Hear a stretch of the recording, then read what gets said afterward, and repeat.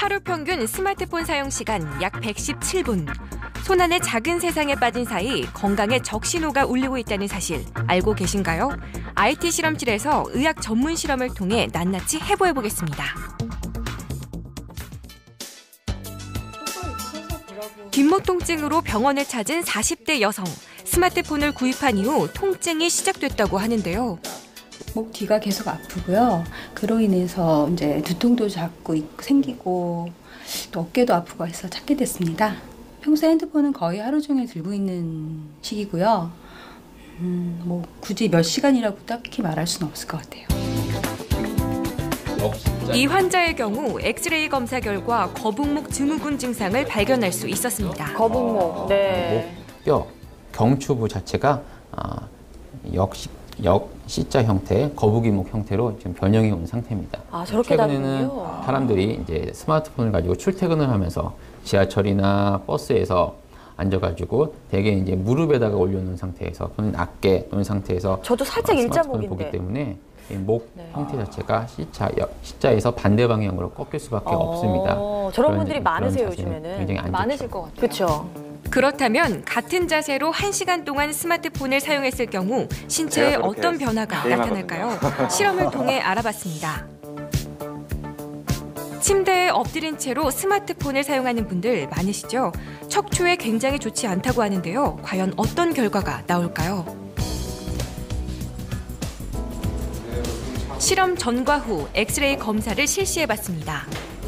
1시간 동안에 그런 목을 숙이고 독서라든가 휴대폰 검색을 하는 그런 과정 후에 지금 변형이 좀 더 심하게 꺾임 증상이 오는 것을 확인해 볼 수가 있습니다. 귀선에서부터 선을 긋고 어깨선이 한 이 정도 되시고요. 그다음에 부분에는 또 귀선이 이 정도, 어깨선이 이 정도. 이 두 선의 간격이 조금 더 벌어지는 것을 확인해 볼 수가 있습니다. 네. 실험 전에는 3.3cm, 실험 다들 지금 후에는 목 질환이 거의 있어. 6.6cm까지 2배 이상 목이 꺾이는 2배 이상. 와. 현상을 확인해 볼 수가 있습니다. 네. 귀선과 어깨선 간격이 5cm 이상 떨어져 있으면 보통 거북목 증후군이라고 하는데요. 6.6cm까지 벌어졌습니다. 우와. 계속 방치할 경우 근육통이나 디스크 등 더 심한 질병을 초래할 수 있는데요. 스마트폰보다 더 오랜 시간 사용하는 PC의 경우는 어떨까요? 이번에도 역시 전문적인 의학 실험을 통해 알아보도록 하겠습니다.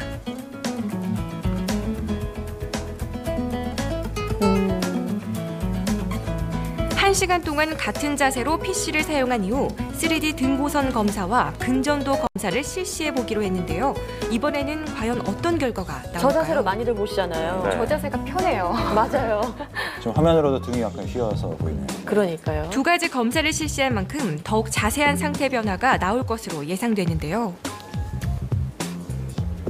네, 컴퓨터 하기 전에 비해서 컴퓨터 사용을 한 후에는 우선 골반 쪽에 근육의 불균형이 훨씬 더 심하게 나타났습니다.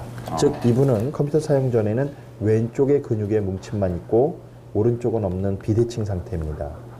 비대칭 상태였던 분이 컴퓨터 사용 후에는 편안했던 우측의 승모근이 오히려 많이 뭉쳐있는 것을 볼 수 있고요. 오호. 골반 쪽에서도 좌측에 비해서 오른쪽으로 많이 힘이 가해진 것을 볼 수가 있습니다. 그래서 오른쪽의 근육에는 많은 뭉침 현상이 나타나 보이고 좌측에서는 힘이 가해지지 않은 평범한 상태로 나타났습니다. 왼쪽에 비해서 오른쪽 근육이 훨씬 더 많이 뭉쳐 있죠. 네. 컴퓨터 사용하기 전에는 양쪽이 모두 비슷한 정도로 활성도를 보이고 있다가 유독 컴퓨터를 사용 후에는 오른쪽에 있는 우측 승모근만 활성도가 떨어진 것을 볼 수 있습니다.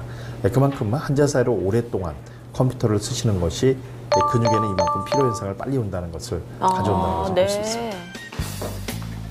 스마트 기기로부터 우리의 척추를 보호하기 위해서는 틈틈이 스트레칭을 해주는 것이 좋은데요.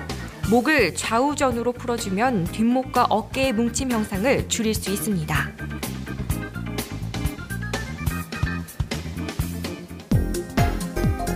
손과 다리를 뻗어주는 방법도 근육의 뭉침을 풀어주는 데 효과적입니다. 정말 틈틈이 저렇게 해야겠어요. 그러게요. 지금 해봐야 되겠다. 스마트폰 사용으로 위협받는 우리 신체는 척추뿐만이 아니죠. 안구 건강에도 치명적이라고 하는데요. 평소의 눈 상태와 스마트폰을 사용할 때 눈 상태, 깜빡임 횟수로 비교해봤습니다. 먼저 평소 상태의 깜빡임 횟수입니다. 눈의 깜빡임은 깜빡이는 동안 안구 표면에 눈물을 적셔주는 기능을 하기 때문에 매우 중요한데요. 30초 동안 과연 몇 번을 깜빡일까요? 총 13번 깜빡였습니다. 그렇다면 스마트폰을 사용할 때는 어떨까요? 평소의 상태보다 현저히 줄어든 것을 느껴지시나요? 집중을 하다 보니까 아무래도 게임 하시나 봐요. 뭘 하고 계신 걸까요? 그 깜빡임 횟수가 다르네요. 차이가 많이 나네요. 30초 동안 총 5번 깜빡였습니다. 스마트폰을 사용할 때 훨씬 덜 깜빡이는 것을 확인할 수 있었는데요. 작은 스마트폰 화면을 휴식 없이 사용하시다 보면 눈에 피로가 쌓이고 눈을 덜 깜빡이게 되어 안구 건조증을 유발할 수 있습니다.